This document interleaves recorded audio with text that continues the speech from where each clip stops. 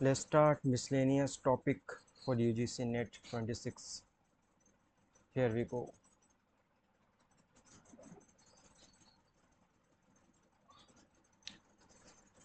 सो ये सब कुछ एनालिसिस का पार्ट है, रिवाइज करते हैं सीधा सीधी।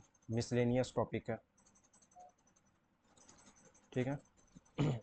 सबसे पहला टॉपिक स्टैटिस्टिक्स है, जहाँ पर एच एम इक्वल टू होता है 2ab by A plus B, ठीक है। ए एम इक्वल टू होता है A plus B by 2, G M equal to होता है root over A into B. तो बस हमको यहाँ इतना याद रखना है कि 2ab बाय ए प्लस बी, ऐसे ऐसे करते करते ये निकल जाएगा। नेक्स्ट देखते हैं, पहले आता है टाइटल ऑफ पेज, उसके बाद आता है लेटर ऑफ ट्रांसमिटल, उसके बाद आता है ऑथराइज स्टेटमेंट, उसके बाद आता है एग्जीक्यूटिव समरी, देन आता है table of contents. Commercial paper एक अनसिक्योर्ड सिक्योरिटी है मनी मार्केट में, जो क्रेडिट वर्दी corporates, primary dealers and financial institutes को फाइनेंशियल इंस्टीट्यूशंस को इशू किया जाता है। Percentage change in quantity demanded of A equal to cross price elasticity multiplied by change in price B। 194F है repurchase of mutual fund के लिए, mutual fund आता है 194F में, म्यूचुअल फंड आता है 194F में, डिविडेंड आता है 194 में, डिविडेंड आता है 194 में, डिविडेंड आता है 194 में। Association of south east Asian nations, Asian, establish हुआ था 1967। South Asian association for regional corporation SAARC आया था 1985 में। यूरोपियन यूनियन आया था 1993 में। North American free trade agreement NAFTA आया था 1994 में। UNCTAD आया था 1964 में। WTO आया था 1995 में। तो सबसे पहले आया है अनकड 1964 में। देन आया एशिया 1967 में। उसके बाद आया है सार्क 1985 में। उसके बाद आया है यूरोपियन यूनियन 1993 में, देन नाफ्टा 1994 में, देन WTO 1995 में। मार्केटिंग मायोपिया का कंसेप्ट दिया था लेविट ने, जो कि कस्टमर ओरिएंटेड है इनका मार्केटिंग मायोपिया का कंसेप्ट। ट्रांसमिशन ऑफ शेयर्स में कोई भी इंस्ट्रूमेंट रिक्वायर नहीं होता है ट्रांसफ़र के लिए। No instrument of transfer is required, मतलब कोई भी इंस्ट्रूमेंट नहीं चाहिए ट्रांसफ़र के लिए, ट्रांसमिशन ऑफ शेयर करना है तो। मेड विदाउट कंसिड्रेशन होता है। Shares continue to be subject to the original liabilities, ठीक है। शेयर्स कंटिन्यू होता है to the subject of original liabilities. It takes place on death insolvency of a holder security, ठीक है। ये तब लिया जाता है जब डेथ हो जाता है किसी सिक्योरिटी होल्डर का, वो इंसॉल्वेंट हो जाता है। मॉडिफाइड रिपोर्ट में आता है qualified report, disclaimer of opinion, adverse report. Ad valorem tariff में का मतलब है, एड वैलोरम टैरिफ का मतलब है fixed percentage of the value of commodity, fixed percentage of the value of commodity. 92F बात करता है आर्म लेंथ प्रिंसिपल का या आर्म लेंथ प्राइस का, जो कि मतलब है two unrelated persons are in uncontrolled condition, two unrelated persons are in uncontrolled conditions। Old to new देखेंगे, सबसे पहले आया था मर्केंटाइल थ्योरी 16 से 18 सेंचुरी में। कॉम्परेटिव एडवांटेज थ्योरी उसके बाद आया 1817, ठीक है। अगर बीच में देखा जाए तो एब्सोल्यूट एडवांटेज थ्योरी आ जाएगा, अगर यहाँ पर ऑप्शन में नहीं था इसलिए नहीं लिखे। अदरवाइज मर्केंटाइल के बाद एब्सोल्यूट एडवांटेज, फिर कॉम्परेटिव एडवांटेज 1817 में डेविड रिकार्डो द्वारा। एचओ थ्योरी 20th सेंचुरी में। Product life cycle theory 1960s में रेमंड वर्धन के द्वारा। इधर भी आते हैं ओल्ड से न्यू में, ग्रेट डिप्रेशन पहले आया था, फिर डॉट कॉम बबल बस्ट, फिर ग्लोबल फाइनेंशियल क्राइसिस, कोविड सबसे लेटेस्ट। ग्रेट डिप्रेशन आया था 1929 से 39 तक, डॉट कॉम बबल बस्ट आया था 2000 से 2001 तक, ग्लोबल फाइनेंशियल क्राइसिस आया था 2008 में, कोविड 1920। अमलगमेशन मतलब मर्जर, इसमें all assets are transferred to transferee company, सारा एसेट ट्रांसफ़र हो जाता है ट्रांसफरी कंपनी को। परचेज कंसिडरेशन कैश में भी हो सकता है या फिर पर शेयर में भी हो सकता है, मतलब शेयर में भी हो सकता है। परचेज कंसिडरेशन कैश में भी हो सकता है, शेयर में भी हो सकता है। The business of the transferor company is not required to be carried on by transferee company. जो ट्रांसफरर कंपनी का जो बिजनेस है वो ज़रूरी नहीं है कि कैरिड ऑन हो ट्रांसफरी कंपनी द्वारा। फॉर एग्जांपल ए और बी, दो कंपनी है, ए बनाता था जूता, अब बी बनाता है चप्पल। तो जब बी ले लिया ए को, मर्ज हो गया, तो ज़रूरी नहीं कि वो अब जूता चप्पल दोनों बनाएगा, जूता पूरा डिसकंटिन्यू करके सिर्फ चप्पल भी बना सकता है। सेक्शन 2 सबसेक्शन 85, सेक्शन 2 सबसेक्शन 85 है स्मॉल कंपनी का। अंडर सेक्शन 455 है डोरमेंट कंपनी का। 378 ए है प्रोड्यूसर कंपनी का। 26 है एसोसिएट कंपनी का। 285 small company, 455 dormant company, 378 A producer company, 26 associate company. Present value का जो फॉर्मूला में हमेशा डिवाइड किया हुआ रहेगा, प्रेजेंट वैल्यू का फॉर्मूला में cash flow divided by 1 plus R to the power T. और फ्यूचर वैल्यू का फॉर्मूला में हमेशा मल्टीप्लाई किया हुआ रहेगा, cash flow into 1 plus R to the power T. Tax का सैलरी में अंडर सेक्शन 17 जी में आता है wages, perks, benefits in lieu of salary, compensation on transmission of employment. FEMA का फीचर्स देखते हैं। फेमा का मतलब foreign exchange management act. Features क्या है इसका? Central government can regulate payments to and from a person situated outside country. ठीक है, सेंट्रल गवर्नमेंट रेगुलेट कर सकता है पेमेंट्स को, किस लिए? ताकि एक पर्सन क्रिएट कर सके, फॉर्म कर सके outside the country. RBI can restrict the transaction from capital account even if it is done by authorised person. ठीक है, RBI रेस्ट्रिक्ट कर सकता है ट्रांजेक्शन को कैपिटल अकाउंट से अगर ये काम किया जाता किसी ऑथराइज्ड पर्सन के द्वारा। All foreign financial transactions are to be done through FEBA authorised person. एक लेट मी चेक।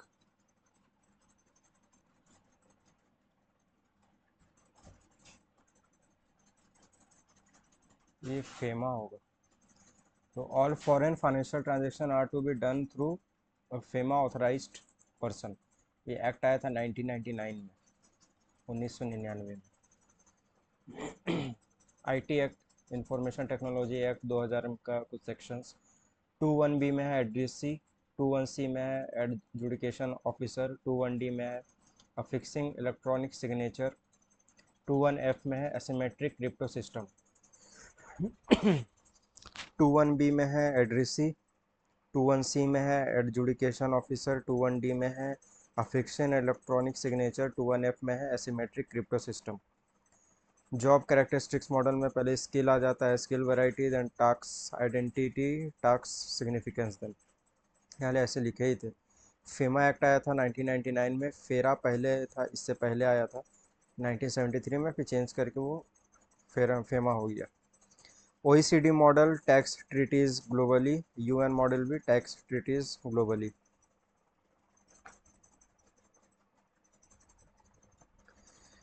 प्राइसिंग का देख लेते हैं। Product form pricing, different prices for different version of product. ठीक है, अलग प्राइस अलग अलग प्रकार के प्रोडक्ट के लिए यूज़ किया जाता है। Product form pricing, customer segmentation pricing, different prices for different customers. Image pricing, price difference because of the product. ठीक है, जैसे लग्जरी है तो उसमें इमेज प्राइसिंग यूज़ होगा। Apex decision body of WTO, ministerial conference होता है।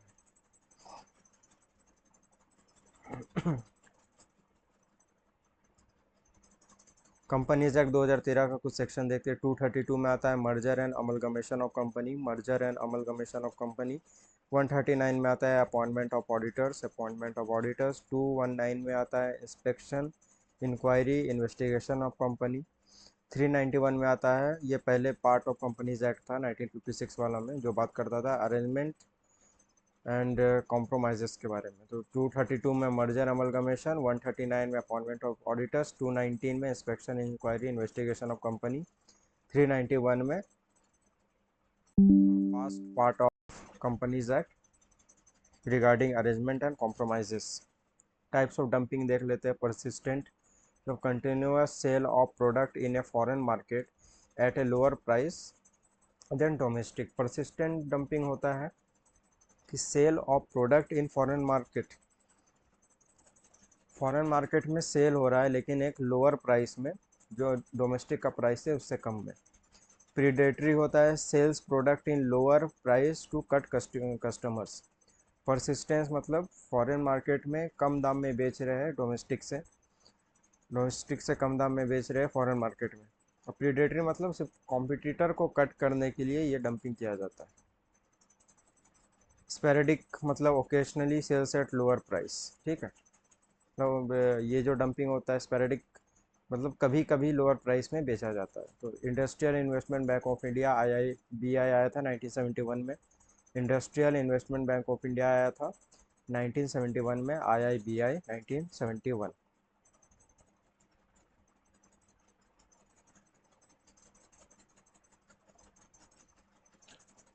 The International Investment Position (IIP) is a financial statement provides a snapshot of an economy's external financial asset and liabilities। मतलब जो IIP होता है the international investment position, वो एक financial statement है जो कि एक स्नैपशॉट समरी दिखाता है एक इकोनॉमी का एक्सटर्नल फाइनेंशियल एसेट और लाइबिलिटी कितना है। Current composition table provide information on the currency composition of a country's foreign exchange reserves, not overall investment position। Overall investment position में जैसे एसेट एंड लाइबिलिटी दिखाया जाता है external of a country, currency composition table में सिर्फ उस country का currency का क्या कॉम्पोजिशन है फॉरेन एक्सचेंज रिजर्व्स में, सिर्फ वो दिखाया जाता है ना कि पूरा investment position. Special purpose entities SPEs are legal entities created for a specific narrow purpose, often used in structured finance transactions to isolate financial risk। तो special purpose entities legal entities है जो क्रिएट किया जाता है specific narrow purpose के लिए, used in structured finance transactions to isolate financial risk. मतलब इसको क्रिएट किया जा रहा है फाइनेंशियल रिस्क को कम करने के लिए। एक और आता है ग्राउंड बॉर्डर फ्लोज जो कि बैलेंस ऑफ पेमेंट से रिलेटेड है। Internal reconstruction under section 66 of companies act 2013 में आता है। Under section 66 of companies act 2013 में आता है इंटरनल रिकंस्ट्रक्शन 66। ये तो एक्स एंड वाई का वैल्यू निकालने का था, तो ये मेरा ठीक है पूरा देखा हुआ है।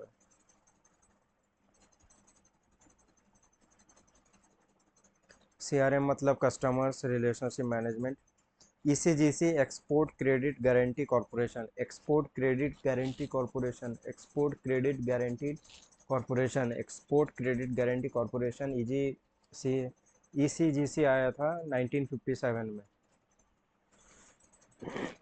UTI union trust of India आया था 1963 में। ECGC आया था 1957 में, UTI आया था 1963 में। अगर कोई इंटरेस्ट रिसीव करता है कॉम्पनसेशन में तो डिडक्शन अलाउड है 50%। अगर कोई कॉम्पनसेशन पर इंटरेस्ट रिसीव करता है तो उसका जो डिडक्शन अलाउ होगा वो 50% अलाउ होगा। Consumer satisfaction consumer satisfied with service is known as service benefits. WTO's 8 ministerial conference article 2 में मेंशन है जो बात करता है लीस्ट डेवलपमेंट कंट्रीज़ के बारे में। एक रेशियो याद रखना है 50-35-15, ठीक है। ये है बैंकिंग्स का 50-35-15, 50-35-15, 50-35-15, 50-35-15। क्राइसिस रिस्पॉन्स विंडो CRW जो होता है financial resource to countries affected by disasters. Financial resources provide किया जाता है उन कंट्रीज़ को जो अफेक्ट हुए हैं डिज़ास्टर से, फ्लड, अर्थक्वेक वगैरह से, तो उसमें हेल्प करता है क्राइसिस रिस्पॉन्स विंडो CRW। और एक आता है emergency response fund ERF, not a tool of IDA, मतलब ये इंटरनेशनल डेवलपमेंट एसोसिएशन का कोई टूल नहीं है, CRW एक टूल है। Under section 206C of income tax act 1961 a seller is suppose to collect income tax from. Under section 200C में दिया हुआ है इनकम टैक्स एक्ट 1961 में कि alcoholic liquor for human consumption, ठीक है।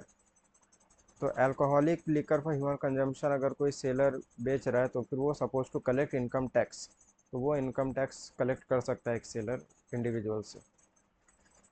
इलेक्ट्रिक आइटम बिटवीन 10 लाख से 15 लाख, एक तो हो गया alcoholic liquor for human consumption, फिर दूसरा है कि इलेक्ट्रॉनिक आइटम बिटवीन 10 लाख से 15 लाख का अगर सेल हो रहा है तब फिर कलेक्ट कर सकता है सेलर इनकम टैक्स। मिनरल्स, कोल, इग्नाइट, ठीक है, ये सब है तो भी कनेक्ट कर सकता है। एक आता है टर्म अंबर बॉक्स, अंबर सरिया, अंबर बॉक्स रिलेटेड है WTO से। Price is equal to value more than cost, जो कि कंसेप्ट है कॉस्ट वैल्यू प्राइस ड्राइव का। ओल्ड से न्यू तरफ कुछ थ्योरीज देखेंगे। वॉकर्स थ्योरी ऑफ प्रॉफिट, जो बात करता है profit as rent ability, 19th century में आया था। Profit as rent ability, profit as rent ability, profit as rent ability. Then A Clark's dynamic theory of profit, जो डायनामिक चेंजेस का बात करता है प्रॉफिट में, आया था 20th सेंचुरी में और ये 90th में। हौले हौले से हवा लगती है, हौले risk theory of profit asserts that profit compensates entrepreneurs for taking business risk. Entrepreneur से रिलेटेड है, रिक्स बिजनेस रिस्क से रिलेटेड है, 20th सेंचुरी में आया था। Schumpeter's innovation theory of profit, innovation as primary driver of profit, mid 20th century में आया था। Knight's theory of profit, difference between measurable risk and unmeasurable uncertainty. जो नाइट जो है बात किया था डिफरेंस बिटवीन मेजरेबल रिस्क, जिसको मेजर कर सकते हैं, और अनमेजरेबल रिस्क के बारे में, ये भी आया था mid of 20th century.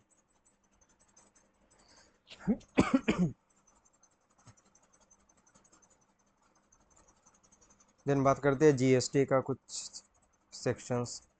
Chapter 3 में आता है levy and collection of G tax, मतलब वही जीएसटी।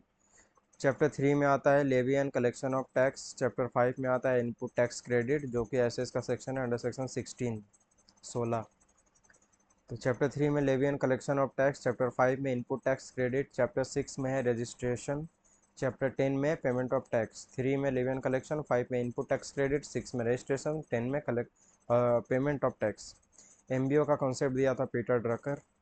गेट आया था 1948 में, अनकट का तो पता ही है, 1964। डब्ल्यूटीए को भी पता है 1995। ये एक नया है एसाइड, एसाइड आया था 2002 में। आर एन मल्होत्रा का अगर नाम दिखे तो वो रिलेटेड है इंश्योरेंस इंडस्ट्री से। R N Malhotra related to insurance industry.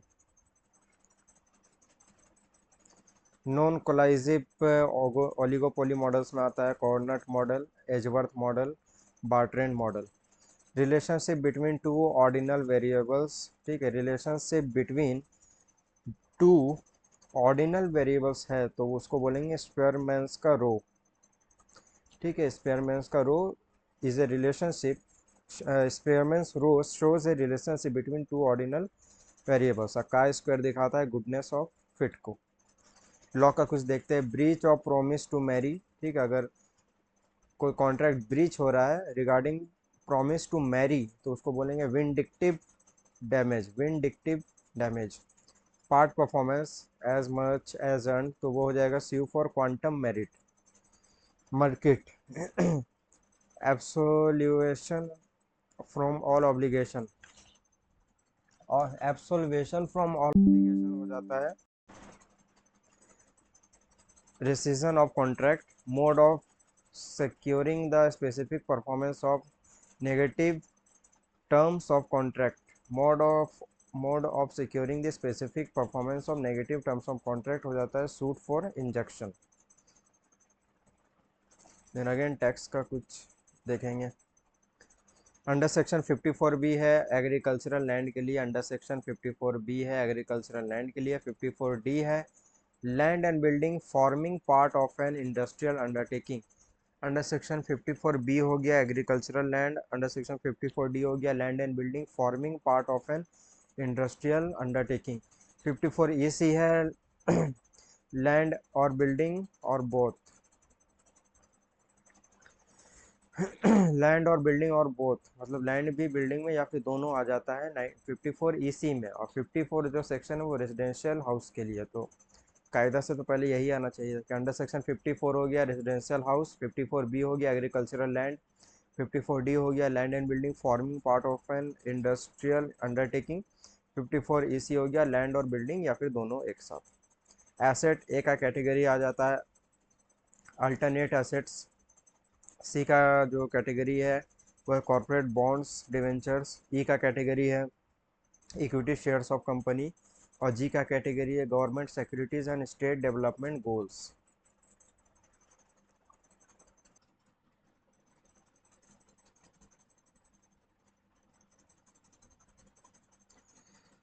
Next आ जाते हैं कुछ कंसेप्ट के ऊपर।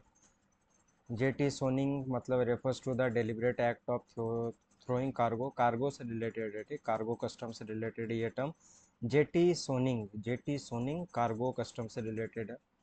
और other objects overboard from a ship to lighten the load and increase vacancy float. मतलब ये ये जो टर्म है जेटी सोनिंग, इसका मतलब होता है एक ऐसा एक्ट जहाज़ों पर अगर ज़्यादा वजन है तो उतार के उसको फेंक दिया जाता है ताकि जो वजन है जहाज़ का वो कम हो सके और पानी पर आसानी से तैर सके।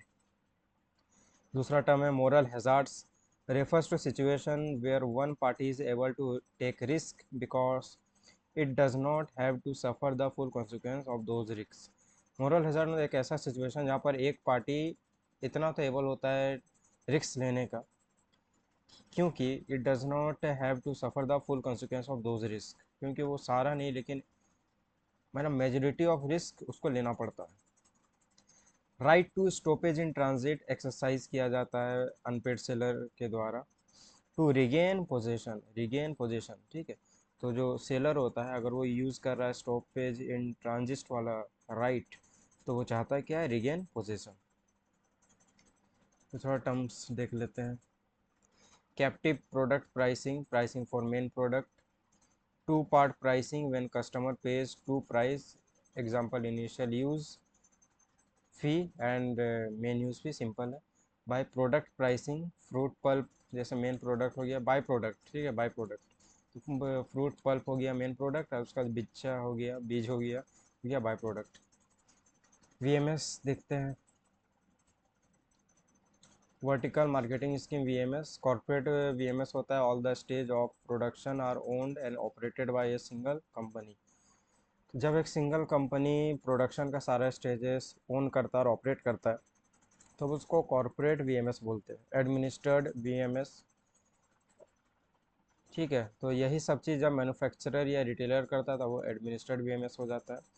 कॉन्ट्रैक्चुअल वीएमएस जब ये फाइनेंसिंग से सब होता है, सॉरी फ्रेंचाइजिंग से जब होता है तब उसको कॉन्ट्रैक्चुअल वीएमएस बोलते हैं। और एक है कन्वेंशनल वीएमएस, मतलब ट्रेडिशनल तरीका, each member is separate business entity. Activity based costing driver है transaction intensity duration level of effort resource needed को इंटेंसिटी कहा गया है। क्रुस्कल वालिस टेस्ट सिमिलर होता है वन वे अनोवा के जैसा। Human resource planning forecasting of inside employ. तो इनसाइड एम्प्लॉय का फोरकास्टिंग में ह्यूमन रिसोर्स प्लानिंग में ये सब आता है, Markov analysis, personnel replacement graph, ठीक है। बेलर का ड्यूटी किया, bear extraordinary expenses, indemnify the bailee, disclose known faults.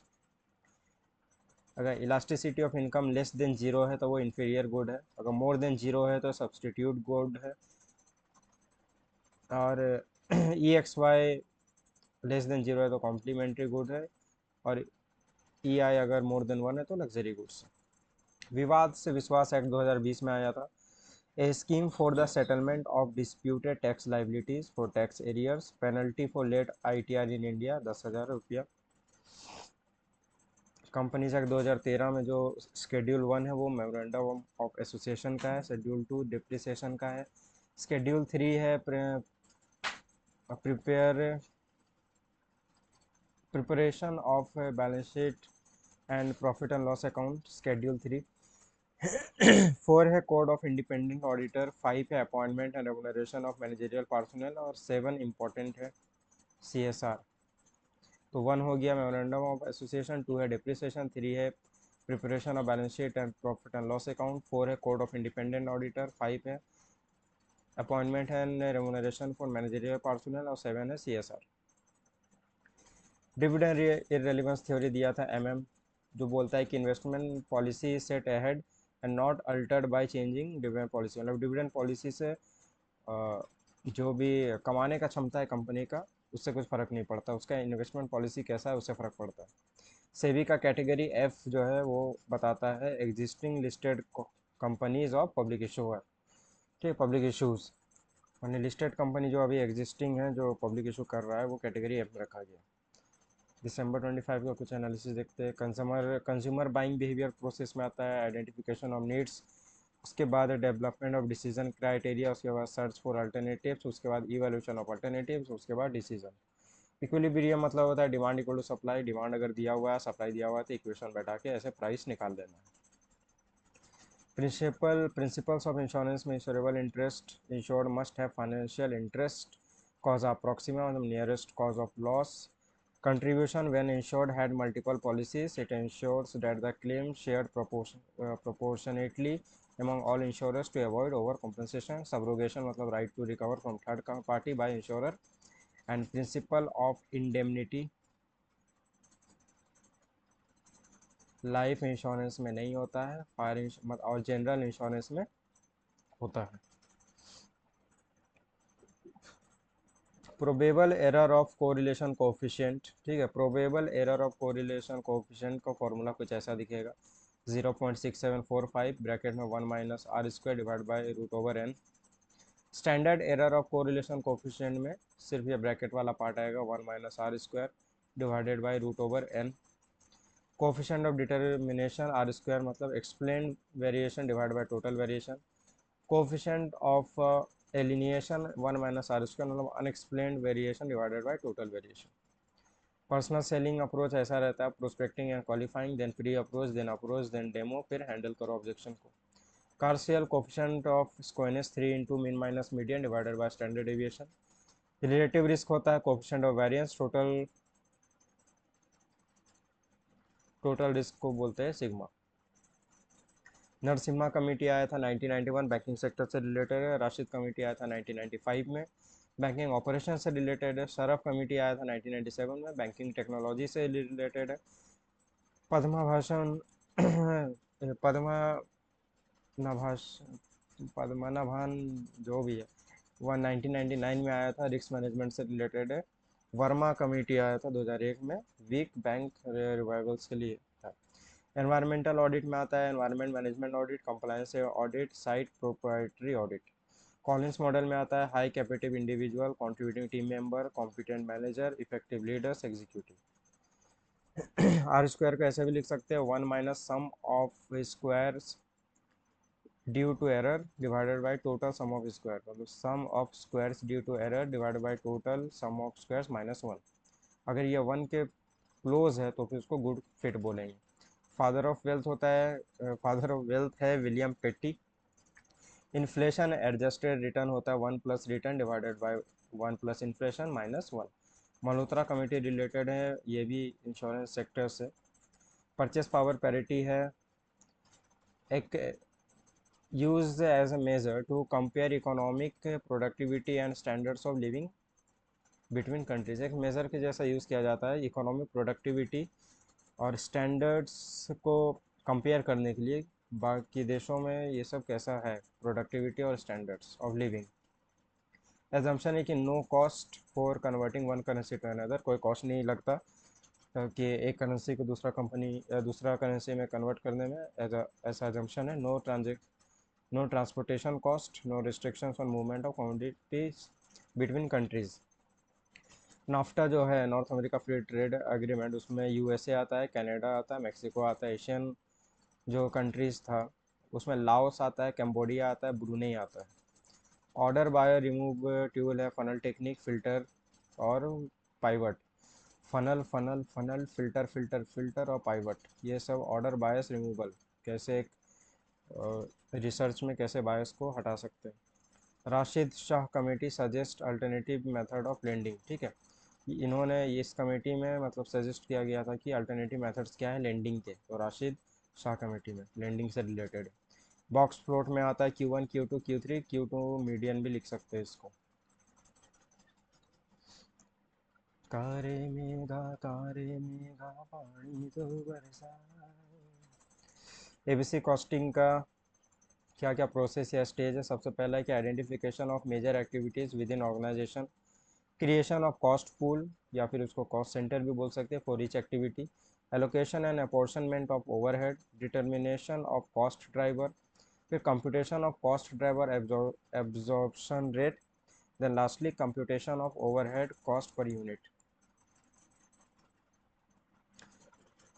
Important है, थोड़ा देख लेते हैं। अब कितना इंपॉर्टेंट है तो एग्जाम का दिन ही बताएगा।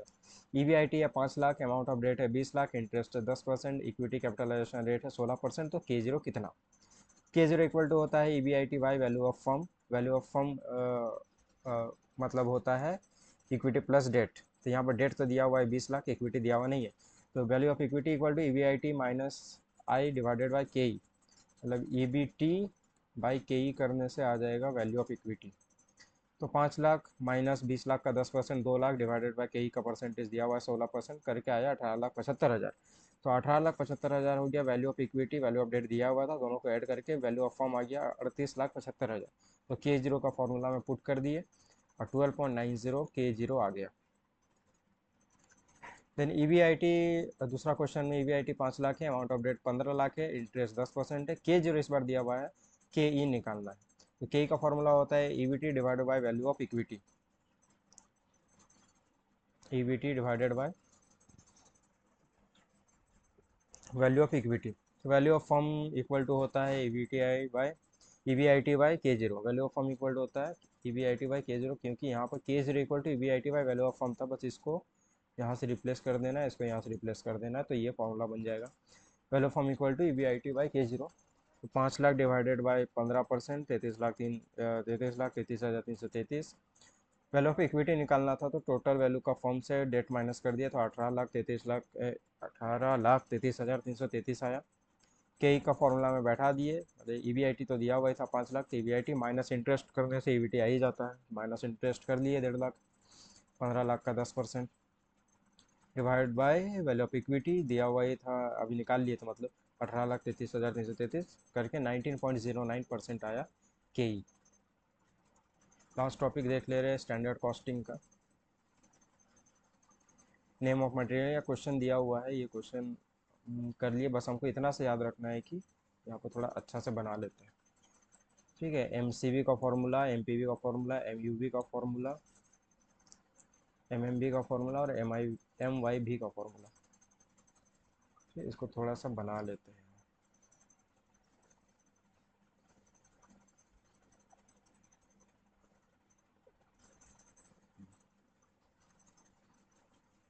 ज़्यादा ही छोटा हो गया, बड़ा हो गया, कोई बात नहीं, इसको यहाँ से बना लेते। ठीक, तो S R into S Q पहला डब्बा, S R into S M दूसरा डब्बा, तीसरा हो गया S R into A Q चौथा डब्बा, और एक हो जाता है A R into A Q. ठीक है, तो इसको जब माइनस करेंगे इससे, तो फिर हो जाएगा एम सी भी। फिर इसको जब माइनस करेंगे इससे, तो हो जाएगा एम यू भी। इसको जब माइनस करेंगे इससे, तो ये हो जाएगा एम वाई भी। इसको जब माइनस करेंगे इससे, तो ये हो जाएगा एम एम भी। और इसको जब माइनस करेंगे इससे, तो ये हो जाएगा एम पी भी। इतना से याद रखना है। और एस एम कैसे निकलेगा, equal to total weight of actual quantity divided by total weight of standard quantity into वो पार्टिकुलर स्टैंडर्ड क्वांटिटी जिसका निकाल रहे हैं। तो बस इतना सा ध्यान रखना है, बाकी फिर best of luck to me, be confident, जो होगा फिर देखा जाएगा।